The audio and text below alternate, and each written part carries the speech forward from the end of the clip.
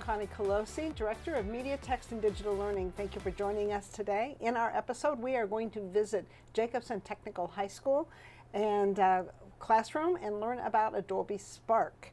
I have with me Alex Heeren, and Alex works with me in our digital learning department, and he went out and visited the school and actually taught a class. I did. I helped teach a class. One of the teachers there had been working on a project with their students to create a presentation about historical countries and different pieces of those countries, and so she wanted to have a creative way for those students to then show their learning outside of just like a PowerPoint.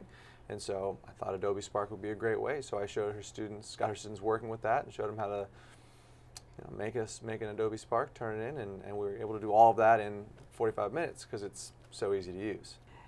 And what does Ms. Johnson teach there at Jacobson? She's an English language arts teacher there. But she's on a history project? She's co-teaching, I believe, this lesson with another teacher there. Okay. So she told us a little bit about what she's doing, so let's hear from her. Yeah.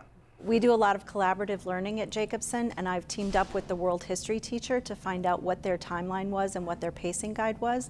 And so I have coordinated with them, and my children did a report on the Middle Ages and were assigned countries that they were studying in world history this quarter. And they did an essay on it, they did a PowerPoint presentation, and now they're doing a video. And the purpose of the video is so when they take the end of course exam at the end of the year, they can go back and review what they've learned at the beginning of the quarter. Okay, so they are not only making a video, a presentation to show what they've learned on this particular topic, but she's also set the purpose that they're creating their own review material for the end of course exam. They're actually using OneNote through Microsoft Teams to do that. So the students are all going to post their own videos there, and then they'll be able to go back and access them later and kind of review other students' work as well. Okay, so here we're talking about Adobe Spark. Let's start there. All right. Yeah, so Adobe Spark is a platform. Adobe's the company that makes it, obviously, and it's designed to be very easy to use. So it's a creation platform. One of the things we try and drive is the idea of letting students decide how they want to show their learning. The objective is that they learn and giving them some freedom in how they show that they've learned. So what's nice about Adobe Spark is it not only lets them show that through making a text that can be printed on a page, which you can do with like an infographic through Spark, but you could also make a video, or you could make a web page, like an interactive web page through Spark, and it's just so easy to do that it takes very little time from a teacher's perspective to actually get that going in the class. And since it's rostered in Clever, it's very easy for the students to then get to through Clever because they already know how to get to Clever. So there's very little upfront effort required from the teacher to get started. So you sort of demonstrate that for us in talking with Ms. Johnson's kids. Let's take a look at your visit. Sure. What you're going to do is you're going to make a video based off of that content. So each person had one topic, and each topic had 3 bullet points, right? Yes. Say yes? Yes. Right.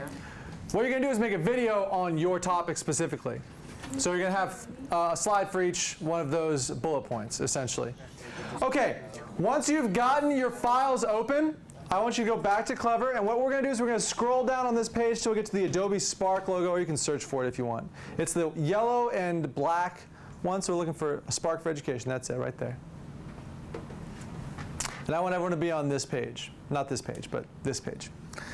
So we're going to pause right here because what happened in some other classes is people tried to log in with different accounts, and we want you to log in with your school account because we already paid for this. Well, we already have it set up for you. Adobe ID? No. We're using login with school account. Oh. Login with school account. And then your school email?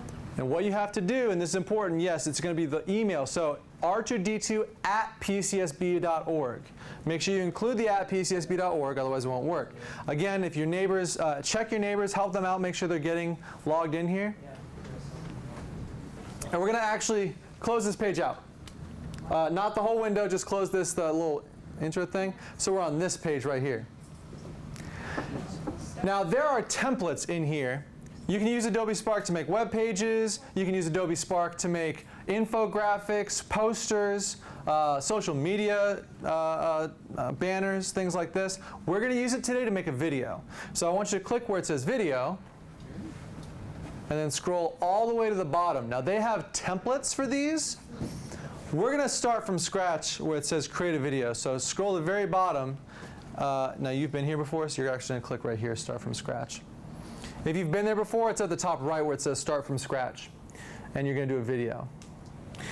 And your title is going to be, it's right up here, your country name and the topic you were assigned. So like France economics. Right? It's whatever topic from your group that you were assigned and the country name, or the country name. Now I want everyone to be on this. We're not gonna, please don't click play, because then we'll have like 30 computers in here all clicking play at once, and it's going to be overwhelming. We're going to have just one of these we're going to watch together. All right? So keep an eye up here. This is going to show you how to use Spark. Would you please click play for us?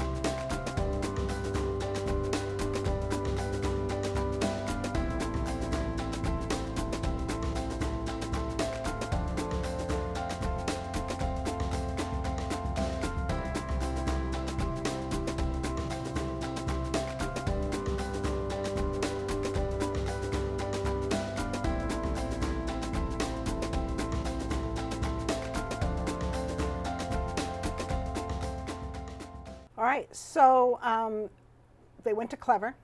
They found it there, and all kids know they're clever. I noticed that you really reviewed with them the fact that they have a PCSB email. That's right. A lot of times, even when you go through Clever, you have to type your email address in to get access. And students are so used to typing just their username, R2D2 username, that when you log into something, it needs that @pcsb.org at the end to tell the service what they're trying to log in as. Once they get that, it'll log in for them, but sometimes they need that @pcsb.org. And so every single student in the district has an Outlook email account, and just so everyone knows, they cannot receive outside emails to that. Yeah, those accounts are limited in what they can do, but they, I believe they can send emails to their teachers, I think, and things like that. Yeah. So it's kind of a safety net Right. For accessing. So you explained all that to the kids. Let's take a listen. You can actually log into Clever at home, and from there you can get into Adobe Spark at home as well. So you can use this for other projects or assignments if you'd like to, for other teachers, or even just for your own stuff, for YouTube videos. That's actually, in that video they showed you could do a square one instead of a 16:9 one. Where do you use that? Instagram. Right. Yeah, so you can. YouTube post, like you can make YouTube videos. Yeah, what's that? You can edit an Instagram post or something like that? Yeah. The kids love hearing their own voice, and I'm sure as we use this more, they will love seeing themselves in front of the camera as much as they do when they're doing their own Instagrams and selfies. And so I'm hoping that they will become more comfortable in giving presentations. Right now, I'm not asking them to stand in front of people to give the presentation, but to say it and give the presentation virtually. And I want them to learn how to give those presentations to people. It was easy, and it wasn't like a complicated thing, and it's free, and it saves, and you can do anything on it. Like, if you want to create a YouTube video, you can create a YouTube video, and it's like right there, and you have everything, and it's not going to take like a while. Outside of something like this project, what else might you do with this? I might do edits, because like I like editing videos, and then I might like create YouTube videos or something, depending on what I have in my free time.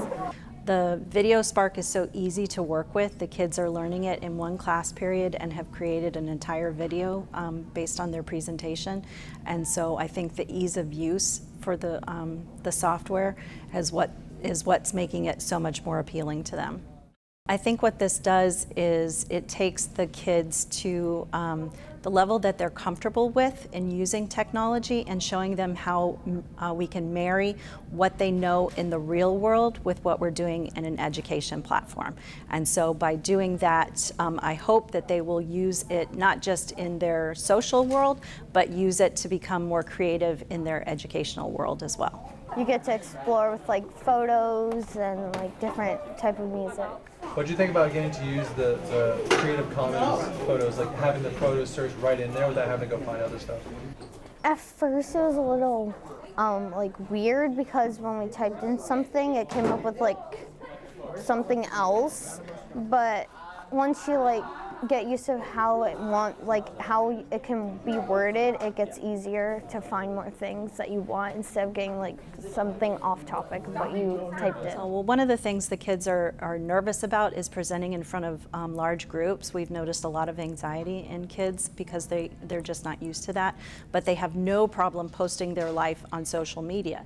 And so we're using that element to help them to put their education on social media, and using the platforms they would use for social media in their education, so that they can see that the real world does cross over into life at school. She brings up a great point. We talk all the time about what digital natives these kids are, and how they're so with it, but they know what they know, and they don't know what they don't know. Oh yeah, well that's totally true. One of the things I brought up when I was teaching this to them, I said, hey, anybody here an artist, anybody create music? One of the things that people don't think about is when they Google for pictures online, a lot of those pictures are copywritten, right? Just because you create something and find it online and like download it doesn't mean you actually have the right to use it. And that's intellectual, and it can be intellectual property theft. And so using tools that, enable them to be creative while still working within the bounds of the law and digital citizenship and what's appropriate behavior. Adobe Spark automatically searches Creative Commons tagged licenses, and we actually had a conversation with the class about why that's a law, why those things are there, and like what it means to take somebody else's work without accreditation. So not only can these tools be useful just for the technology's sake, but they can also be useful to help the students kind of better understand the digital society that we live in. Wow, so much going into this lesson. Not only they're learning about a country, they're learning about something specific, they're learning about how to make a presentation, they're learning about digital citizenship. This is a pretty deep thing we have going on here. Well, what's great is when you connect different content areas together, right, it really fires the brain up, right? It makes the kids think, it gets them engaged, and it helps them understand the context about which the things that they're learning are related. I mean, again, they're looking at these history topics in an ELA class because they're going to be writing about it, right? So they're going to be doing writing and doing presentations and learning public speaking skills. And these are all, at the end of the day, we want to have kids graduate with life skills, right? Things that they can apply and use in the real world, and this kind of thing really brings that all together. We'll be back with more digital learning in just a moment.